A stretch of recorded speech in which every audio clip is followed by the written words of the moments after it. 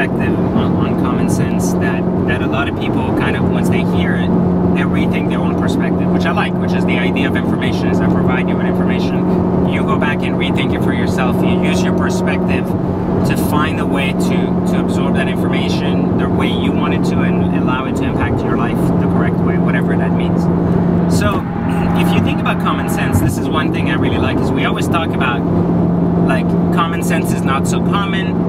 We tell a lot of, like, when we see other people like not get things, you know, like let's say, like for example, like they don't understand that like they have to stop on a stop sign or on red, or they really don't understand these basic things that are very common to you, and to them they're just going through it as if it's not part of their routine, right? And often I get asked, well, like these people are so stupid, right? Like they're so retarded, and it's true, like they're very retarded.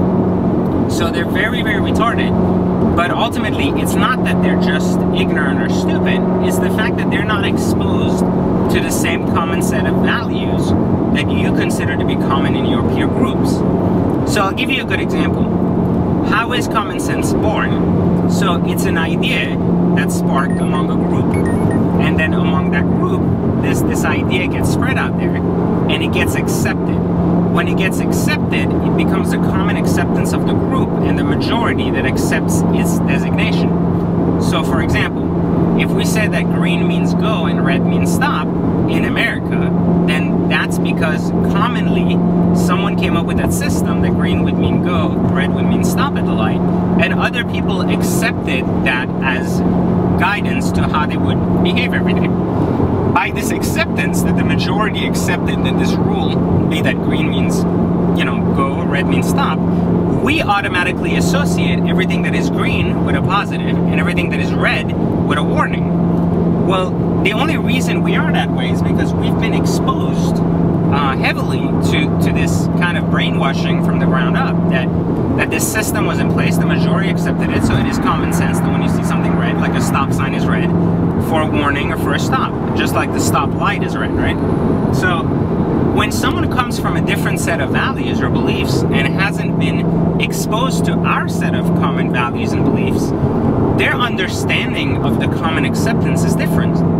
It's so different that to them, when they see red, perhaps in their country, red is not a warning sign. Perhaps in their growing up, red meant actually, you know, was a color to gravitate towards. It was a color of trust. And so ultimately what ends up happening is it creates confusion, which is why it's very often so difficult for people to adapt to new countries entirely very quickly. It's because their common sets of beliefs and values as to how things progress and move is ultimately what is lacking. Is they're unable to adapt to reconfiguring their thought process and their habits and their belief system. They're unable to, so they end up taking in the belief system and the common acceptance one step at a time. And so it doesn't become common sense to them until somebody walks them through it. And until somebody walks them through that kind of mentality around like why we do certain things certain ways in certain places. The speed limit is no different. I mean, we're in a car now, we're in South Florida, and I'm driving roughly like 75 miles an hour. That speed here is more acceptable on the highway, but in Northern Virginia, if I drove, you know, anything over 5 miles over the speed limit, I'd be pulled over. So that common acceptance of what is okay to do and what not is adaptability. So ultimately, those of us who succeed the fastest, this is what brings me to kind of common sense. The same can be said about business. What's common sense for me in business certainly is not common sense for you, and what is common sense for you in something you're very good at is probably not common sense for me if I'm not very experienced in it. So what becomes common is nothing more than a gradual acceptance of our successes, you know, coupled together, and whatever that reaches is what others have accepted as to be the way, you know, that is so common. Like, so if we say it's common sense that consistency is key to business success, right? Well, then that might be the case, right? But I might believe that like a lot more, and it might be a lot more common sense to me and practiced by me than someone who hasn't actually succeeded at all in business in any way. And so ultimately, and someone else who's done better than me would look at, you know, other criteria of that and say, well, these are common sense to me and not to you. But again, so there's definitely different values, and there's definitely different I want to say different amounts of emphasis on each of these values that goes into common sense, that we as a society need to understand before we are quick to judge what is common sense, and also to judge others who are not practicing this common sense in the same fashion that we are. Before we kind of judge that person and say, hey, wait a minute, like, you're not getting this, like, this is how we operate here. We need to understand why they don't get it, or why they're acting in the behaviors they're acting, before actually putting them down, and rather help others by kind of like helping them understand the core concept rather than just telling them what is right or wrong. Nobody likes to be criticized, right? But nobody minds being educated. So if you teach someone something, then they're very likely to kind of take it in. But if you tell someone like, you're an idiot because you're not doing this, then you're trying to impose your values and beliefs, and they don't quite understand why you're doing so, and so they don't agree with them because they've never been exposed to them, and so as a result they kind of reject you, and common sense doesn't kind of prevail, and it doesn't actually encompass that new person. It still creates that segregation between that person and this new culture.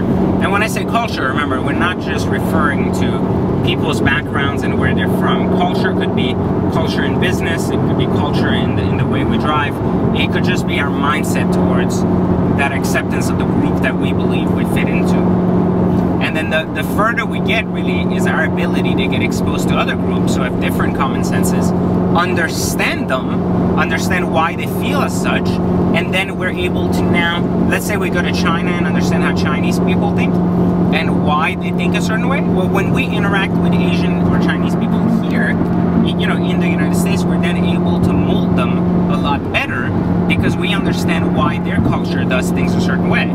So we understand that if you go to North Korea and everybody is, you know, brainwashed by propaganda, everybody is brainwashed by the idea that, you know, like, media is evil and it's all controlled, obviously they're going to have a much harder time trusting the media outlets and some other people who are taking these freedoms for granted. So they're going to come here and they're going to be very hesitant to kind of engage in any of these things because throughout their entire life they were kind of sheltered from it in the sense that it was evil, and now it's suddenly not. So you have to understand that by understanding that, you can walk someone through that process and improve their thinking rather than just try to impose this new thing and saying, look, this is okay, go do it, but instead kind of educate them on the system and let them create their own perspective and adapt their own way to the common nature of that new group or value or belief.